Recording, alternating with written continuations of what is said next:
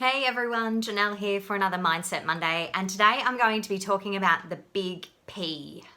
You might be wondering what that is, but I've had a few clients this week who have been telling me, I'm just sitting there on my couch, so much to do, and I just can't get up and get motivated. So I want to ask you, if you've been feeling the same way too, because I know I've had bouts of this as well, what is your procrastination telling you? The big P. It's hard to get motivated when we have so much going on. And for me, in my map of the world, procrastination is 100% a sign of overwhelm. Sitting there spinning your wheels and don't know where to begin because A, you are just feeling like we have the volume of what's going on in the external world to deal with, the volume of what's happening in our internal worlds, in that our thoughts, feelings, and emotions, we've never had so much time alone before. With our thoughts, with the people within our four walls. And last week, I spoke about relationships and how we can be feeling like we're getting some irritated feelings coming up. So, and B is that we just have things on our to-do list, and some days are really good and they're really productive and other days are not. And that's okay, because it's going to be like this. We don't know how long this is going to last for. At this moment in time, we feel like we might be starting to make some traction, but we're also getting pretty comfortable, aren't we? We're starting to find that new normal and getting pretty comfortable. So I want to share with you four things, this week to be able to help you move through that procrastination, maybe come down from that overwhelm a little bit if everything is still feeling quite overwhelming for you. The volume of work, homeschooling, I know is very overwhelming, and I only have one child, so I feel for all the women out there who have multiple children. So a couple ideas that are going to help you to move through your procrastination. First idea to help you stop procrastinating is 100% prep your day the night before. I cannot emphasize how much having some sort of routine is really important at this time. We have so much time in our hands, and yes, we're going through bouts of boredom, and yes, we still have a lot to do on our to-do list. So how do we get from one to the other? Routine is what's going to be able to help you. So definitely prepping your day the night before, knowing that you're going to get up and exercise first thing, or book in a class, or do a meditation, or have a morning routine where you're journaling. Basically, before you shut off your computer, if you are working from home, the night before, I want you to write down 3 things that you want to get through tomorrow.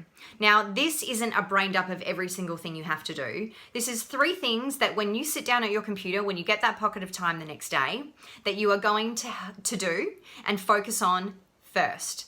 3 things to get you moving forward. Sometimes I know that our to-do list can be our biggest block in terms of procrastinating, because when we see 25 things written down, it absolutely just freaks us out at the volume of everything that we have to do. So what I would like you to do is definitely just look at, if you already have a list going, highlight 3 top things that you realistically will be able to get done tomorrow. That is realistically is the key word there. Remembering that you can do anything, but you can't do everything, especially right now. The second thing I would love to share with you is to start early. Studies tell us that our brains start functioning, they function the best in the morning when you wake up. So make sure that first few hours in the morning, you're being the most productive with the work that you have to do. This is not the time where you want to be sitting idling on the couch watching social media. This is the time when I would love to see you feeding your brain, and I would love to be able to see you tick off those big ticket items from your list. That's going to help you get motivation throughout the day. So studies tell us that our max productivity happens between the first 2 to 3 hours of the day. So perhaps if you have children, it means that you may have to get up at 6 a.m. before they get up at 7 to do an hour of that critical thinking time, or do an hour of that work before you get them set up with their homeschooling for the day. So these are kind of things that I want you to be thinking about. When your brain is the most fresh is when you want to be doing the hardest tasks that you have on your list. The third thing is called eat the frog. Now, if you've been following me for some time, you know that I use this a lot. It's a concept that a mentor had shared with me a while ago. Basically, it's looking at your to-do list and eating the frog, doing the first thing, the hardest thing first. So the thing that makes you not want to look at your to-do list, jumping in and just taking the bull by the reins and just doing that first. I practice this every day with a yoga technique. If you've ever tried to do pigeon pose, you know that it is really uncomfortable, and it took me a long time to get good at it.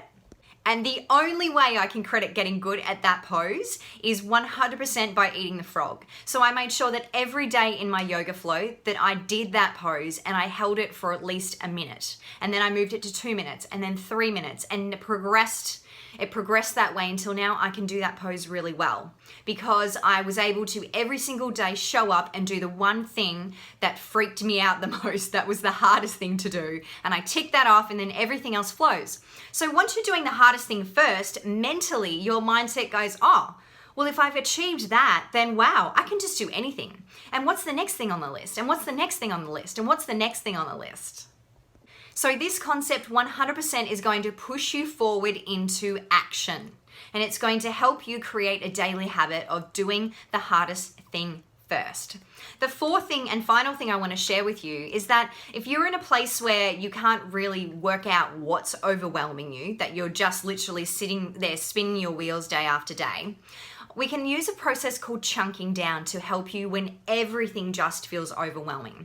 And it's a matter of asking yourself a few questions, grabbing a pen and paper, and doing some reflection time to help you work out what is the one thing that's really overwhelming you right now.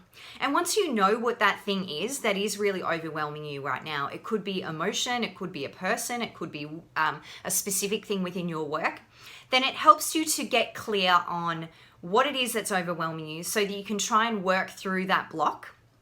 And I'm going to help you with a series of questions to ask yourself now.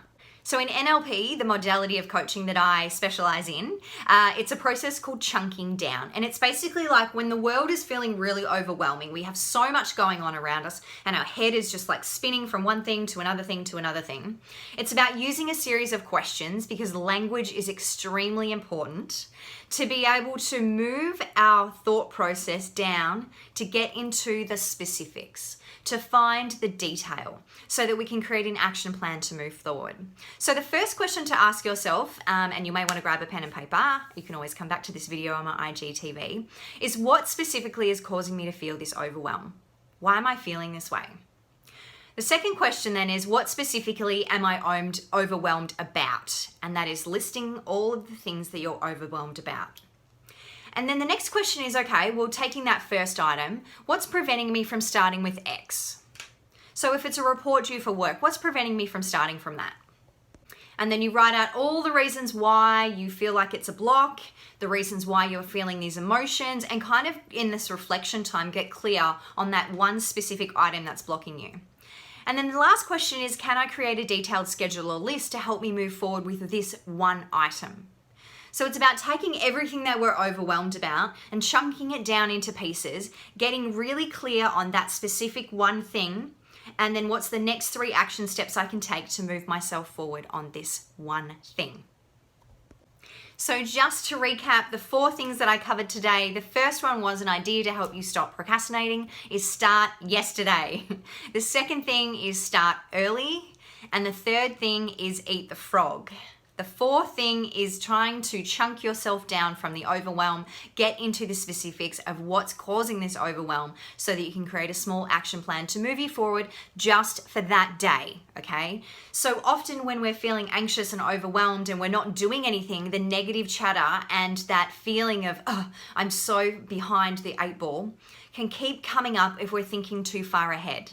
Focus on today, take one day at a time, and I hope that these 4 key things will help you to be able to move through the procrastination in your life so that you can be more motivated and more productive to get through as we find ourselves moving week after week after week into this period of self-isolation. Take care, everyone, and I hope that you have a wonderful day.